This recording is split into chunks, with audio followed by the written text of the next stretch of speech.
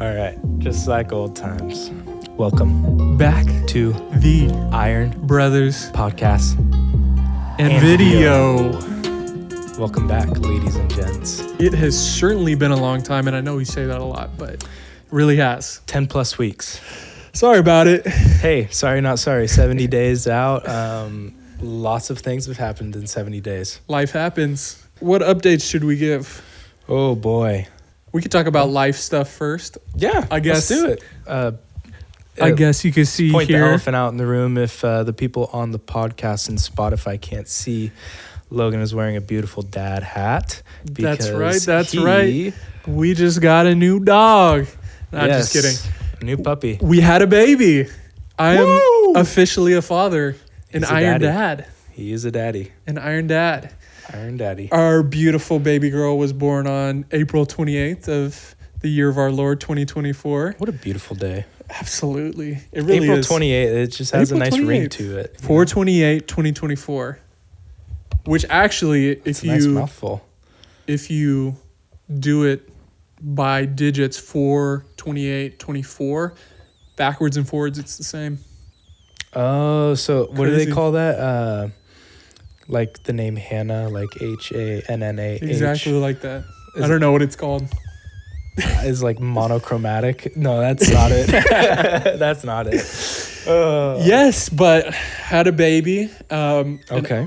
that's been an enormous blessing. And I think we'll probably get into it a little bit about how that's shook up things. But first and foremost, it's just awesome to be a dad. Yeah. She, at this point, is almost a month old, which Holy is smokes. ridiculous. That much time. It has flown by. So that's the big update for me. Dude, that's wild. Top I didn't have a kid, so nothing crazy over here. But we just got back from an 8-day trip to Hawaii. Just celebrating the birthday. Just turned 24. Big time. But other than that, it's just been work grind. Got a nice work promotion. I am now a charge nurse. Congratulations. At the local hospital. Thank you. I don't know why they would put so much power into my hands at this age, but We'll pray for him. hey, yeah, no kidding. But no, it's a huge blessing that they put that much trust into me. So shout out to my work. Won't Shout say out. names, but shout out. You know who you are. You know who you are. Being able to blend in training into all of these kind of life events has surely been a process within itself. Yeah, absolutely. Yeah. I think that's going to be one of the biggest things we talk about for this is just going from, I think last time we were able to talk was around week 5, and we're just finishing up week 17 here. And yeah, there's just a lot of life that's happened in between there, and you just have to figure out kind of how to navigate that and prioritize the right things and still be able to, hopefully get some time to focus in on, the training, but still figure out how to make it happen. We can talk about, for starters, our first 10 weeks, which we were halfway through last time, was called the base phase, if you want to talk about that a little bit. Yeah, so base phase, pretty much Don and Melanie Fink, the authors of the book that we're following through, they build out a 3-phase program into their training. It is the base phase, build phase, and peak phase. Each phase is 10 weeks long with I believe two tapers within each of the phases. But many tapers. It just shaves a couple hours off per week. Yeah, per week. But workouts. With the base phase, it's really just getting your sea legs under yourself, to put it shortly. I mean, you're just putting in the hours. It's not tempo. It's not doing short, quick interval workouts, but rather just being in that zone of the low heart rate for long periods of time to build up the metaphorical base of your training. So lots of hour rides, lots of hour-long runs, couple-hour bike rides, long swims, but making sure that we're focusing more on time rather than distance. Yeah. And it really, I think that first 10 weeks, personally, I didn't see until towards the end of it a whole lot of improvement. Mm-hmm. The first big chunk of it was just kind of figuring out those disciplines each in their own. We had some experience running, but for like the biking and swimming, it was just trying to get time on the saddle for biking and like getting comfortable. It's just yeah, just getting comfortable on the bike is a whole foundation that you need to build to start with. Yeah. And then for swimming, being new to it, I mean, there's a whole lot to just get comfortable with in terms of breathing, stroke, and like I said, for that one, it took quite a bit of that base phase to just feel like I was getting to some point of improvement. But I think it was super necessary to kind of get the footwork or the groundwork of each of those different aspects to kind of build off of. Yeah.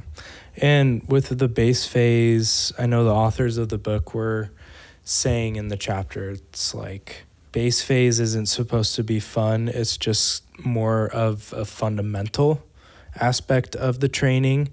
And I could definitely tell on the later half of that phase within itself, weeks 7, 8, 9, it was getting pretty boring and pretty kind of monotonous compared to the first couple weeks where, oh yeah, we're starting to train. Like it's going to be 30 weeks. We're just starting. We got all of this like fresh energy, but week 7, 8, 9, 10, it's okay.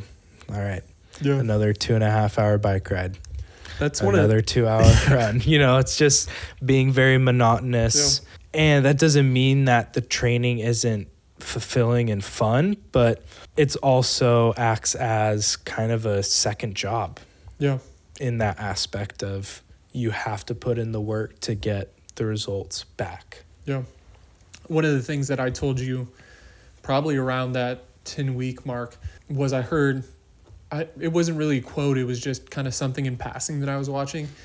I was watching a YouTube video of someone competing one of these ultra distance competitions. Mm-hmm. And they said in the place that they were at, you know, it was a beautiful place. They were across the world doing this competition. And they were talking about how a couple hours into the bike ride, the novelty of it wore off. And it was just like pain and uncomfort. And they had to figure out how to deal with that section of the race once that novelty wore off. And like once the excitement and the newness of it wasn't there anymore. And I think that was a huge theme of like the first 10 weeks and still even up to now is what do you do when like the novelty and the exciting newness of everything kind of wears off, you know, after those first few weeks when, you know, you're just getting on the bike or you're just getting in the water, or just running, or even for like specific workouts themselves when you hop on the bike and, you know, maybe the first 10 minutes feel good. And then you slowly creep into that spot of like uncomfort and pain and monotony, especially in like the super long stuff, because this is big distances we're talking about. So it just gets, to be frank, like boring really fast and for a really long period of time. And it's boring and it's discomfort and it's pain. And you have to figure out, what am I going to do to overcome this?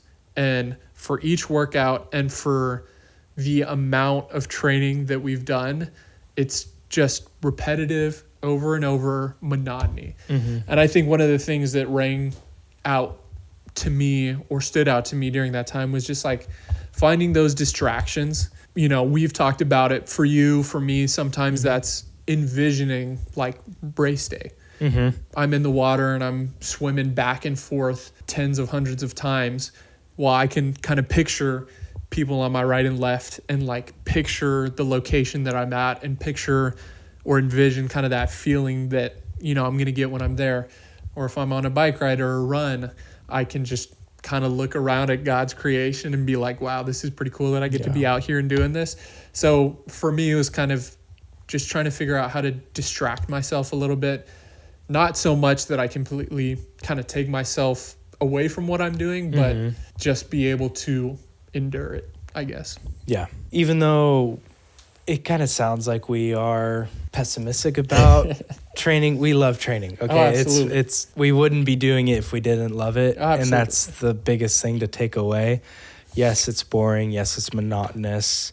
Yes, it's repetitive, even frustrating sometimes. But man, do I love this sport. And so rewarding. And the adversity that I have to go through during these workouts and then in the race total. Yeah. And I totally agree with what you said about envisioning race day. I think every swim workout that I have, I'm thinking about it. Yeah. Because that's really the only best way to get the time to pass while I'm swimming is just thinking about, well, I'm going to be swimming with hundreds of other people around me on race day. How can I keep myself calm and composed in the water during that time?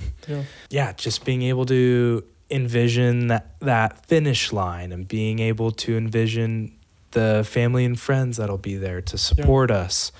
All of these things are what gets us through all these workouts. Yeah, it definitely certainly has been so rewarding. There's been so much joy in it, despite, some of the feelings of frustration and just monotony that can come with it. But at the same time, to step back sometimes outside of, being in the middle of a workout. And sometimes workouts, they can absolutely be fun too. Yeah. They're not necessarily all boring. Like when you feel yourself starting to improve and build strength in those areas, it is amazing. Like it's super rewarding. But then taking a step back and being like, wow, we've already done 17 weeks of training and we're getting how close to like actual race day? I don't know. We have a place booked in the place that we're going to race. Yeah. And it just becomes so much more real. And especially as I see those improvements, it's like, okay, now those distances that I couldn't even fathom or like put in context, I can like see myself, not only making those distances, but trying to be competitive, or like I can give myself context for some of the times that I want to shoot for, which is super rewarding in and of itself. Yeah. Us being well over halfway done with the training block, being now into the build phase. Build phase now is a lot more fun in terms of the variability that we get with each workout, where the base phase was more zone 2 every single workout. Low and slow. Yeah. Now we're in build phase where we get low and slow, but we also get quick and short. Quick and fast. And that can look something like, well, you're just doing zone 4 intervals of like 3x3 minutes with like a minute rest, or I don't know, fill in the blank. But just being able to throw in that variety, I guess you could say. Diversity of different training styles and building like kind of that overall pyramid where a lot of our chunk of the bottom of the pyramid or bottom of our iceberg is all of that base training, but all of that peak stuff or all of the stuff above the surface, if you're thinking of an iceberg, that's all that fun, quick aspect of training. So we're getting that sprinkled in here and there, and it's been a fun way to spice it up. But, I mean, we only have 3 more weeks of build phase. After this week, we have week 18, 19, and 20, and then we're in peak phase, which is pretty crazy. Do you want to talk about maybe what peak phase looks like? Peak phase is just sheer volume within itself. I think there's 2 6-hour bike rides that are embedded into that period of time for the long bike rides. There is a 2.5 or 3 hour run built into those. And it would all be on the same week. So you do like 6 hours bike ride on Saturday, then 2.5 hour run on Sunday. Our total weekly volume could get up to, I think it's supposed to be around 16, 17 hours. Gotcha. So a lot of hours. Yeah. But a lot of hours via long exercises like the long bike and long run, which I think has really helped with this training program, especially with 2 individuals that can't do this for a living. Being able to, on our complete like off days, to do the longer intervals really helps out with the training program that we're following. I was going to give kudos to the training plan thus far, because I don't know, getting into something like this it can be pretty daunting and intimidating, and the structure of it I think is really well laid out, especially because, you know, I've seen other training plans and just some of the intervals that they do right from the get-go and all the complexity that they add right from the get-go, especially if, you know, it's somewhat new or all new to you, that can be, I feel like, pretty intimidating. So the structure of it, I think, fits really well of just building out that foundation, nothing fancy, right? Getting those miles in, getting those hours in. Yeah, that low and slow that we talk about. And then that second phase where we start to mix in that intensity, that zone 4 pushing it kind of workouts. Exactly. And then working to peak as we get closer, all the while kind of building up volume. In my eyes, kind of building complexity a little bit, where you're not just honing in, like you said, that pyramid. You're kind of honing in some of the small facets and some of the smaller details that help when it comes to race day.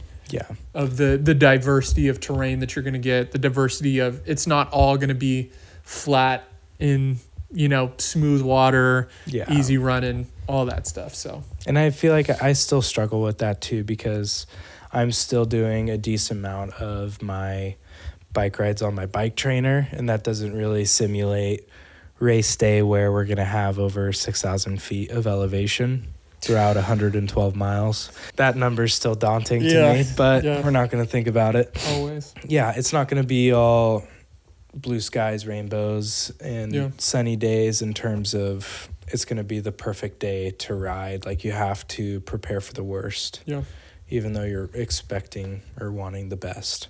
So trying to keep myself more accountable of unlocking it from the bike trainer, even if it's raining, to go out and do a ride. Obviously, if like weather permits and it's somewhat safe, like try to get out as best as I can. Yeah. One of the other things that I was talking to you about for this build phase is, I think we're both getting to that point where we're not perfect and we're going to miss workouts, whether it's vacations or work or the birth of a child. There's just going to be that life aspect of it.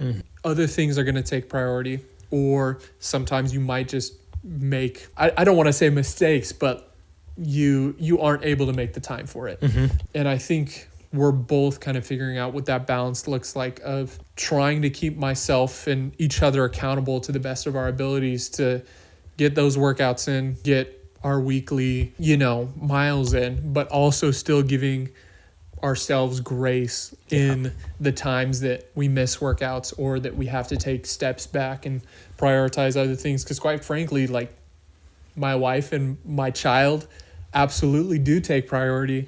And so there are just times where I have to kind of step away, and then I have to tell myself, hey, that's okay. And take a step back, look at the bigger picture, look at how much work we've done, look at how much time we have left, and just kind of give myself grace in the fact that I know I'm still holding myself accountable and I'm working my butt off to keep training, but there are just some times where, you know, it's just not going to happen, and that's okay. You have to be okay with it, you know? Like, for example, obviously vacation's a lot more different than having a child, but going on vacation where you have limited resources on training, I'm not going to bring my bike on vacation, you know? But I'm also not going to force myself to go to a gym for 3-4 hours a day away from my wife and our college friends and the people you're spending time with, especially on vacation. If the training is robbing you of joy and prioritizing over other things that definitely take more priority in your life, like doing it wrong type of vibe. That's easier said than done, though. It can be a juggle for sure. Well, and it can definitely it can rob a lot of your mental health in terms of, oh my gosh, I missed 2 workouts this week. It's putting me so far back. I don't know what I'm going to do. But it's just one of those things of, man, we're just going out there to finish. We're not going out to compete. Of course, we have goals in our mind, but they're attainable goals, not far-fetched. And so it's just one of those things of trying not to let it rob you so much, but rather finding the joy in it. And like when I was in Maui, just being able to enjoy those runs, because that's all I could do. I didn't have a bike or didn't have a gym nearby where we were. So just enjoying the runs that I was able to experience while I was there. I take that training aspect and that humidity training back here, and I add it to my tool belt instead of thinking about, oh, well, I missed out on 4 or 5 hours of bike that week, so now I'm so far behind. You know, just trying to like keep a positive mindset on it in terms of, and going into it too, of like, yes, we are going to miss workouts. In the book, Love Dawn, he says you are going to miss workouts no matter what. And it's okay, just as long as you have a safe and effective plan to return back to that baseline once you get back to that peak. I think that's great. I mean, and it's not just even that kind of missing out aspect that's the only adversity that we're going through as well. Like missing workouts is a part of it, but I mean, just even over the last couple of weeks, I've been having bike problems, and that's just this added little extra layer of frustration with it. And so I tend to wind myself up a lot when it comes to that. And it's really easy because I put so much time into this to like just kind of spiral out of control when things like that happen, and I get frustrated because, you know, you only have a certain amount of bikes in a week, but driving to the bike store to get the bike fixed and doing all of that is kind of a feat of its own. And so, you know, I just tend to feel myself spiraling out when it comes to that, and I kind of pull myself back in, just remind myself that it's okay and there's going to be more days to train. We've still got plenty of time. I'm going to be okay. Yeah, it's just that constant reminder and that constant kind of level of grace that I need to give myself in all aspects of the adversity. But that was just one other one that I can know, because I feel like, I mean, it's worth noting if there's anybody else out there that's getting into this, there could potentially be a bunch of stuff that happens over the span of 17 plus weeks that can kind of feel like they're pulling you back, or that just weigh on you as you go through this. And it's all just kind of par for the course. Like it just happens. And it gets you ready for the race. Overall. It's so fun to know we're over halfway through training. We're on the other side of the hill, going full steam ahead into the last 13 weeks of training. What are you like most excited for in terms of kind of finishing and wrapping up training? I think I'm excited to start stringing workouts together where we get to do like consecutive, because I think we've done some break workouts just going from bike to run, which is obviously the most convenient for actually training on your own. But we've got some built-in sprint triathlon and then a half Ironman in the training plan. So that's going to be really fun to kind of experience what it feels like to actually hop out of the water and work on those transitions a little bit, but then see how the body reacts to going from swim to bike, and then, you know, putting some decent time in on the bike and then putting some decent time in on a run, seeing how that goes. But I think that's going to be honestly really fun to kind of see it all pieced together. And I'm pretty excited for that. No, dude, it is super exciting. I'm excited. The only one I've done is in the same state, so I'm super excited to go out of the country to do it too. I think that'll be a super fun experience to be in a whole different culture while doing it. Like, I mean, Canada's not completely different. Like, they still drive on the same side of the road type of vibe, but I mean, it'll experience new food, new people, new language. Like different type of currency, you know? It's just, I'm excited for that. No, absolutely. I'm just excited to get across that finish line and be able to finally achieve something that I've been wanting to do for over 5 years now. Wow. Yeah. That's big. You want to talk about some of the things we've been bouncing around when it comes to having cause behind our race day? I'm glad you asked. I think something that's very important for Logan and I is that we don't only get to experience this for ourselves, but also you get to experience it through us too, whether that's just joining us along for the podcast and YouTube videos. But we're also thinking of ideas on how we want to support our local community through this too. We're both big believers in giving back and wanting to share that same love and appreciation for the sport, but also give it to an important cause and kind of shine light on areas of our community that need light shined upon. So one of our big endeavors as we're moving into this next season is we both go to the same church. We both go to Red Hills Church here in Newburgh. And one of the biggest fundraising goals that they're wanting to achieve, or one of the biggest obstacles that they're trying to overcome, is developing a new disability section within the actual congregation room in itself, and how individuals can get outside of the building into the building with mobility devices like wheelchairs or front wheel walkers, anyone that has mobility impairment in a sense, and just being able to have them an easy opportunity to enter into the same space with minimal complications. And the way that it's set up right now at Red Hills, it's a little tedious and a little difficult to get up a couple of the different ramps, and you're very limited to the specific sections of seating where you are.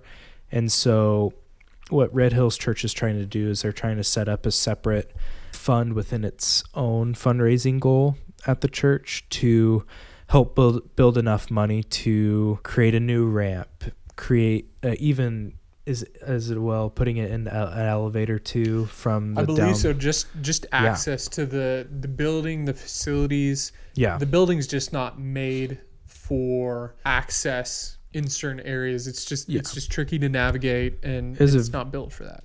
Early 1900s build. Yeah. Like it's a very old building, and I mean they've done a very good job with upkeep and everything, but it's always been lacking this one area. And I feel like, I don't know, God really pulled me to bring it up to Logan during one of our runs together on maybe that's kind of what we work towards, is trying to help build this funding for this new accessibility. Yeah.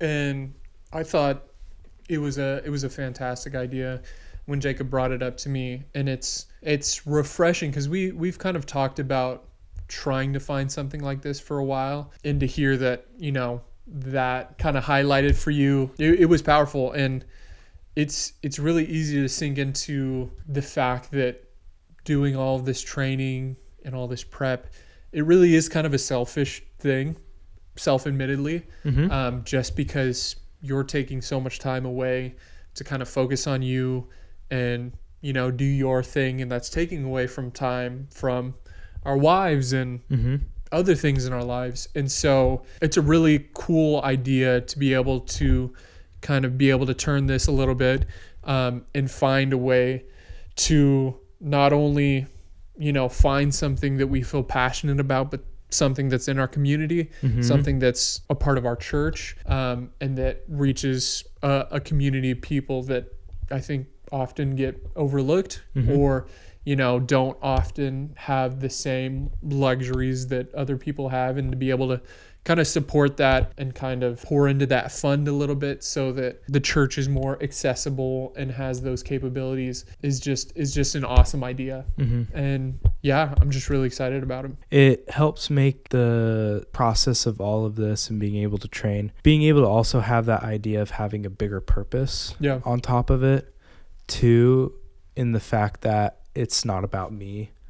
It's about being able to get the word out to the community and being able to spread the awareness and spread the opportunity to like pour into this fund. I think it's going to be really inspiring to be a part of that. And how we're going to set up the logistics of this fundraising, it's more to come, but it's mainly just the idea that we've come together in terms of, okay, I think this is really what we want to work towards. Yeah, kind of hone in on. And Man, we only got so many weeks left. And I mean, with my knee, I think that was a big thing that we talked about the last podcast, but my knee's almost back to 100%. I've been seeing a physical therapist for about a month or two, and he's been working wonders on my knee. And it was IT band syndrome, by the way.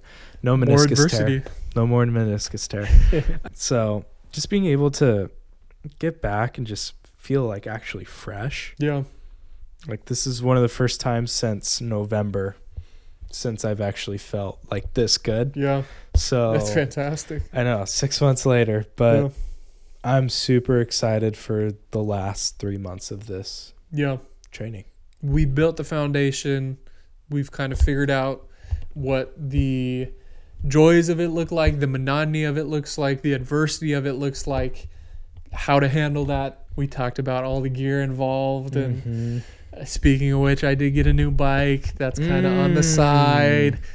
But, you know, I had to upgrade my dad's bike from the 80s. Anyways, it's not about that. Yeah. But, yeah, excited to finish build phase and kind of coming through all the missed workouts, injuries, everything like that, and both kind of feeling like we're getting really into the flow of things and feeling really good going into close to the time of like that peak phase. It is really encouraging, and hopefully we can give more updates soon, and it's not another 10 plus weeks until you guys hear from us. But thank you for tuning in again. As always, we really appreciate it. Yeah. If you made it this far, kudos to you. Kudos to you. We really appreciate honestly, it. I really don't care if we reach 5,000 people or 5 people. Yeah.